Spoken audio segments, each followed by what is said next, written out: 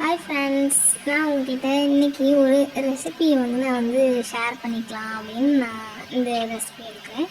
இது prawn gravy, அதாவது semi gravy மாதிரி.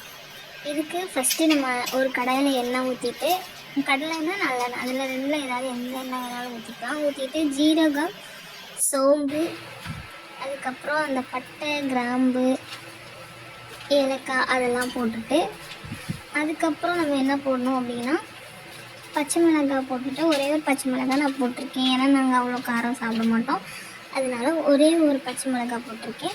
அந்த பச்சை மிளகாய் போட்டு லைட்டாக கிண்டி விட்டுட்டு, அதுக்கப்புறம் அது கூட நான் பொடி பொடியாக, ரொம்ப பொடிசுன்னு சொல்ல முடியாது, ஒரு மீடியம் சைஸில் ஒரு வெங்காயம் எடுத்து குட்டி குட்டியாக கட் பண்ணி வச்சுருக்கேன்.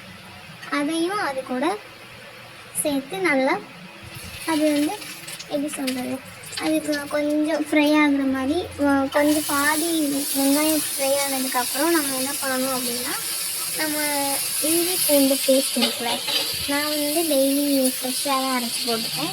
அந்த மாதிரி இஞ்சி பூண்டு பேஸ்ட்டை நல்லா ஃப்ரெஷ்ஷாக அரைச்ச இஞ்சி பூண்டு பேஸ்ட்டை அந்த வெங்காயம் பாதி வதங்கும் போது போடணும். போட்டுட்டு அதையும் அந்த இஞ்சி பூண்டு பேஸ்ட்டோட அந்த பச்சை வாசம் போகிற வரைக்கும் அந்த வெங்காயத்தோடு சேர்த்து அதையும் சேர்த்து வதக்கணும். வதக்கிட்டு அதுக்கப்புறம் என்ன பண்ணணும் அப்படின்னா, அந்த பச்சை வாசம் போனதுக்கப்புறம் நம்ம பொடி பொடியாக கட் பண்ணி வச்சுருக்க தக்காளி எடுத்து போடணும். தக்காளி போட்டுட்டு தக்காளி நல்லா வதங்கினதுக்கப்புறம் என்ன பண்ணணும்னா, அது கூட நம்ம உப்பு, மிளகாய் பொடி, மஞ்சள் பொடி, ஈஸ்டர்ன் பிராண்டில் நான் கரம் மசாலா யூஸ் பண்ணுறேன். அந்த கரம் மசாலா ரொம்ப டேஸ்ட்டாக இருக்கும். கரம் மசாலா, அப்புறம் கொஞ்சம் ஜீரக பொடி போட்டுட்டு நல்லா கிளறி விடணும்.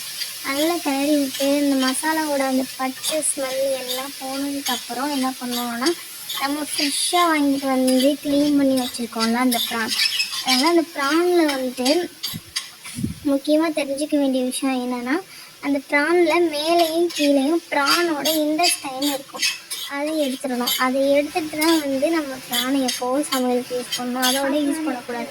அதே மாதிரி ப்ரானோட ஒரு முக்கியமான பெனிஃபிட் இருக்குது.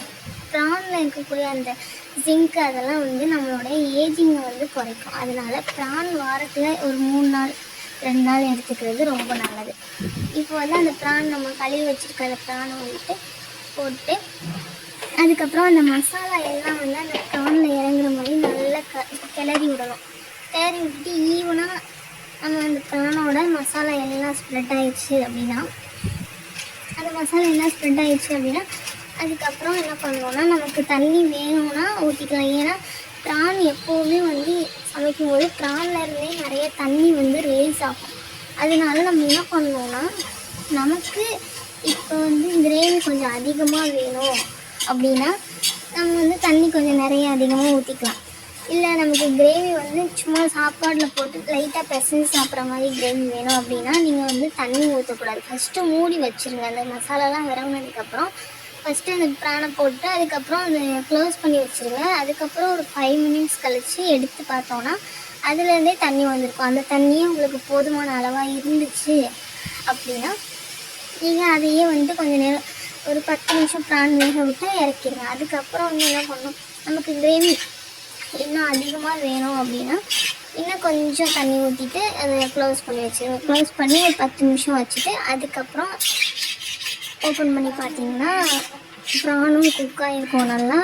உங்களுக்கு கடைசியாக அந்த மல்லி, அந்த மாதிரி மல்லித்தலை, புதினா அந்த மாதிரி ஏதாச்சும் கட் பண்ணி கடைசியாக தூவிக்கணும், விரவி சாப்பிட்ணும், அந்த மாதிரி இருந்துச்சுன்னா நீங்கள் அதை போட்டு சாப்பிட்லாம். இந்த வீடியோ உங்களுக்கு பிடிச்சிருந்துச்சுன்னா லைக் பண்ணுங்கள், சப்ஸ்கிரைப் பண்ணுங்கள், ஷேர் பண்ணுங்கள். இன்றைக்கி என்னால் இந்த ப்ரானோட வீடியோ மட்டும்தான் என்னால் எடுக்க முடிஞ்சிச்சு. இதுக்கப்புறம் வர சாட்டர்டே, சண்டே அந்த மாதிரி டேஸில் நான் ஃபுல் டே என்ன சமைக்கிறேன்றது எல்லாத்தையுமே நான் உங்களுக்கு எடுத்து நான் ஷேர் பண்ணுறேன். அதே மாதிரி இன்றைக்கி மீன் குழம்பு வச்ச வீடியோ எடுத்து தான் வச்சுருக்கேன். ஆனால் அதை அப்லோட் பண்ண முடியுமா என்னன்னு எனக்கு தெரில. ப்ரான் கிரேவி மட்டும்தான் இன்றைக்கி அப்லோட் பண்ண முடியும்னு நினைக்கிறேன். அதுக்கப்புறம் வர நாட்களில் நான் டெய்லி என்ன பண்ணுறேன் அப்படின்றத லஞ்ச் பாக்ஸாக போடுறேன். அப்புறம் சாட்டர்டே சண்டே மட்டும் ரெகுலராக வந்துட்டு நான் என்ன நான்வெஜ் சமைக்கிறேன் அப்படின்றத நான் போடுறேன். இடையில நான்வெஜ் சமைச்சாலும் நான் வந்து என்னோடய ரெசிபி ஷேர் பண்ணுறேன். எல்லோரும் இது பிடிச்சிருந்துச்சுன்னா லைக் பண்ணுங்கள், ஷேர் பண்ணுங்கள், கமெண்ட் பண்ணுங்கள். தேங்க்யூ. ரெகுலராக இந்த சேனலில் வந்து வீடியோஸ் வந்துட்டுருக்கோம். டெய்லி எல்லோரும் பாருங்கள். சமைக்கிறது அப்படின்றது வந்து நான் என்ன நினச்சிட்டு இருந்தேன்னா, இதுக்கு முன்னாடி வரைக்கும் சமையல் அப்படின்றது ரொம்ப கஷ்டம் அப்படின்னு